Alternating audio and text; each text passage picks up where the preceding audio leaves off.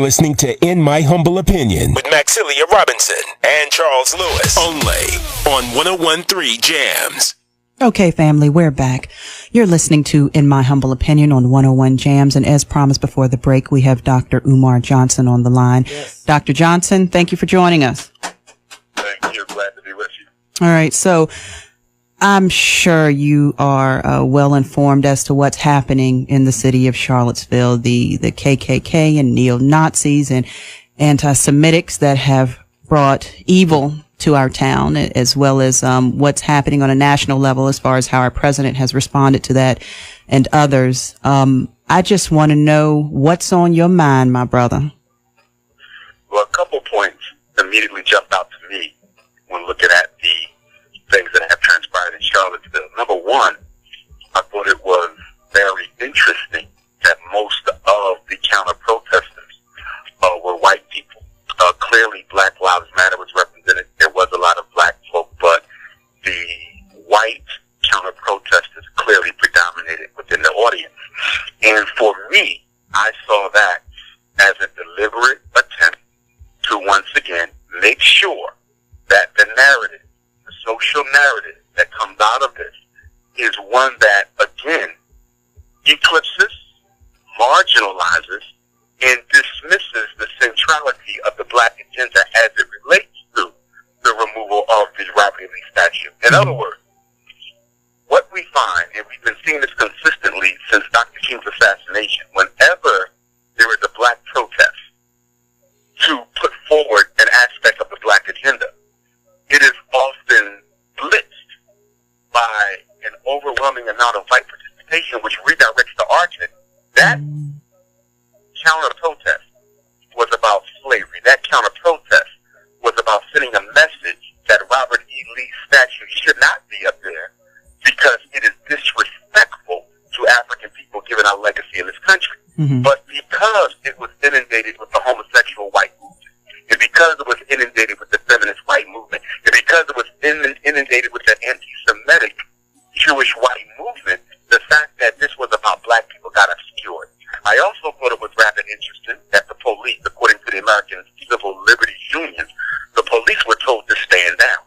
And I thought it was rather ironic how the police allowed so much mayhem to go on during this protest, where compared to protests that were carried on by black people as a consequence of police genocide, you saw way more strong army from the police than you saw in Charlottesville. And I think a lot of that had to do with the fact that they were policing their own white people and not black people. So Dr. Umar, Charles, thanks for joining us as always. Appreciate it.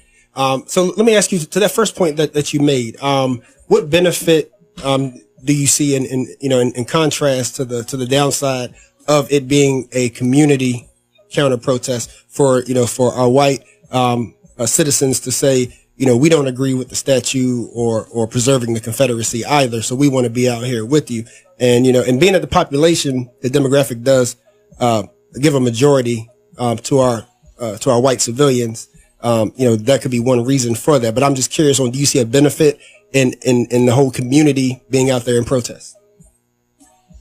No, I don't. Because what happens is whenever white people get involved in any type of a serious black undertaking directed at putting a microscope on the needs of black people, it automatically changes the narrative. Number one, it weakens the strength of the unapologetically African front. It weakens our ability to speak firmly about racism when you have white people advocating with you.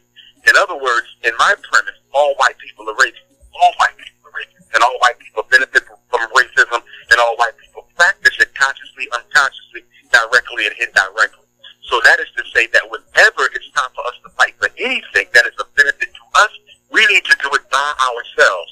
Whenever we allow other people to get involved in a black struggle, it weakens the narrative and it redirects the conversation. But Dr. And I think one of the reasons why the police were told to stand down is because they wanted this to be violent, white on white, so that it allows for a platform to be re-energized so that the feminist movement, the LGBT movement, and the anti-Semitic movement can now resurge themselves into the talk around social issues in America. Now, I think this is very much a setup. Now, Dr. Umar, what some people would argue is they're in a damn if you do, damn if you don't situation. Because, as you mentioned, the majority of the counter-protesters were white. So if the white counter-protesters weren't there, then where does that leave the few, we were there, but the few African Americans that were there, would we have even had that counter-protest at all? And so some white people may argue that if I speak out for you, you got a problem. If I sit back and say nothing, you got a problem. What do I do? Well, for me, in my position on that is I would want white people to be very clear that I never want them involved in black issues, because you can't show anywhere in our 398-year history in the United States of America where white participation in a black struggle has ultimately benefited that struggle. There's no evidence of that, so I wouldn't want them involved at all. And it has nothing to do with a hatred, but it has to do with making sure we stay focused on this as a black agenda. And let us be clear, those white folk were not out there to defend black people. Those white people were not out there to march for black people. They were not even out there to protest the statue. They were out there to challenge alternative right movement as it relates to their own agenda. For example, the alternative right movement is clearly a sexist movement. Okay, so from a feminist perspective, white women will have an issue with them. They are clearly anti-Semitic. So from a Jewish perspective, European Jews are going to have an issue with them. They are clearly against LGBT. So the LGBT community are clearly going to have issues with them. I would argue that most of the white people out there were not there in solidarity with black folks. Okay. They were out there advocating their own issues that are at odds with the alt-right.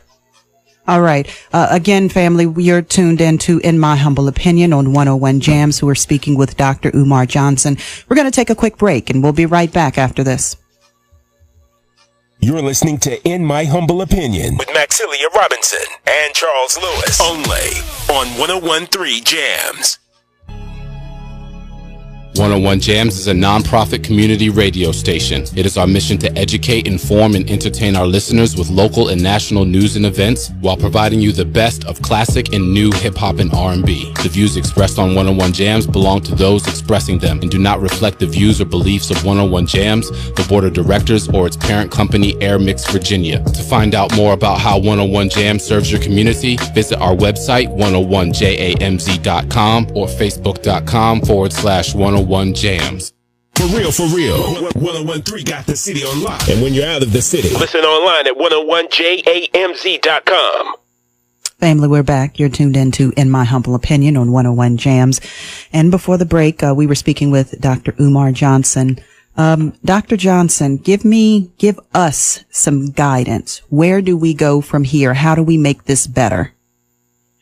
Well, number one, I think there needs to be an intellectual paradigm shift as it relates to the black struggle in America. We'll be celebrating 400 years in just 2 years. From 1619 to 2019, that's 400 years. And I think there's certain ways we have approached our issues that are now dysfunctional and outdated. One of the narratives that has to shift, one of the paradigm shifts we have to take, is away from symbols to substance.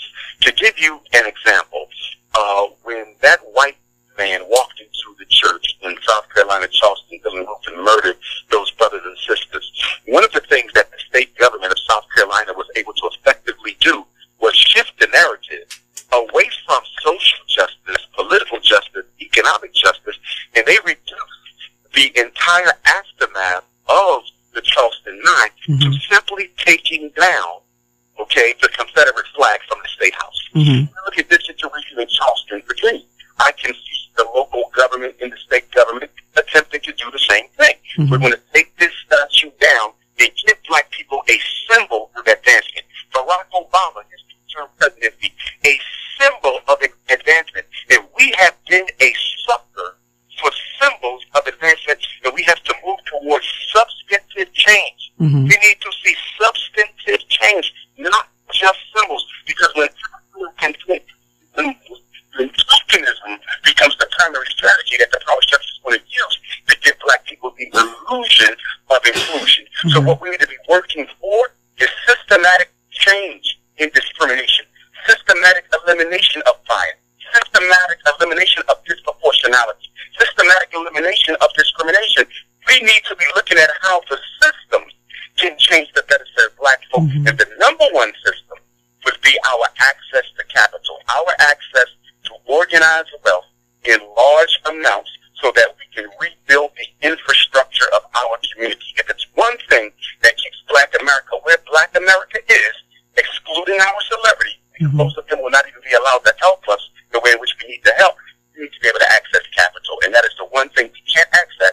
It is the one thing that everyone else can access. And that's why they can come into our communities and do better than we can, although we've been here 400 years. They have only been here 4 years, and they can build infrastructure better than us because they have that access. It's the economic racism, I would argue, is at the basis of all of the discrimination we face. Okay, okay. Aaron?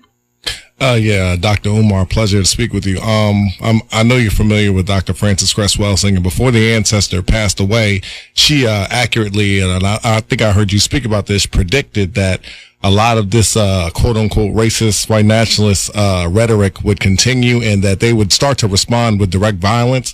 Being a father with 2 young black African American boys, what everyday strategies do you have simply, and I'd like to ask all of our spokespeople strategies for us to stay safe in this kind of environment, because I also see that they're going to have another event at Texas A&M University, and they're going to continue to be doing these rallies. So what just everyday strategies of self-respect or suggestions do you have for black people and citizens to keep themselves safe as these individuals express this behavior and with direct violence?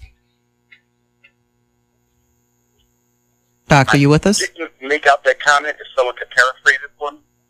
Paraphrase it. Yeah. So Aaron was asking, what tips would you give for us, particularly us with black kids facing these kind of adversities, ways to maintain our self-respect, but and also protect ourselves. Well, one thing that has to happen is we have to give our youth, the next generation, we have to give them a very thorough political education. Because one of the things that I see missing from all of the protests that we have been having over the past several years, beginning with Trayvon Martin, coming up to even now with Charlottesville, Virginia, is a lack of political education for everyone, but particularly for the masses. And the reason why that's so critical, when people are not politically educated, they don't even know what they're fighting for. They know what they're fighting against. Black people have always knew what they were fighting against, but we weren't always crystal clear on what we were fighting for. So political education saves lives, a political education saves resources, and a political education saves time. So we have to politically educate the youth. But in order to do that, I think that adult black America has to come together, and we have to decide on the platform that we want moving forward. You still have the ideological civil war in black America. And that ideological civil war basically says there are some of us who are assimilationists, integrationists, and accommodationists. We believe the future for black America is in getting white people to accept us. After 400 years, that is still a very popular ideology. And then you have the nationalist camp, which I represent, which says, listen, we don't have to hate white people, but we need to understand something. Every group in America that does well for itself does well by itself. So there has to be some degree of independent political, independent economic, and independent sociological building and infrastructure development within the black community. So we're going to have to rectify that intellectual ideological civil war that still exists well after W.E.B. Du Bois versus Marcus Garvey, well after Dr. King versus Malcolm X, well after Frederick Douglass versus Martin Delany. We still need to rectify that because our children don't really know which way to go. Should I be an integrationist? Is that the way to go? Or should I push forward towards national? All right. All right. Dr. Johnson, thank you for joining us. We appreciate your time. Anytime. Y'all have a great day. You too. All right, family. You're tuned into In My Humble Opinion on 101 Jams. We're going to take another break and speak to Don coming up, right? Don Gath. There we go. All right. We'll be right back. You're listening to In My Humble Opinion.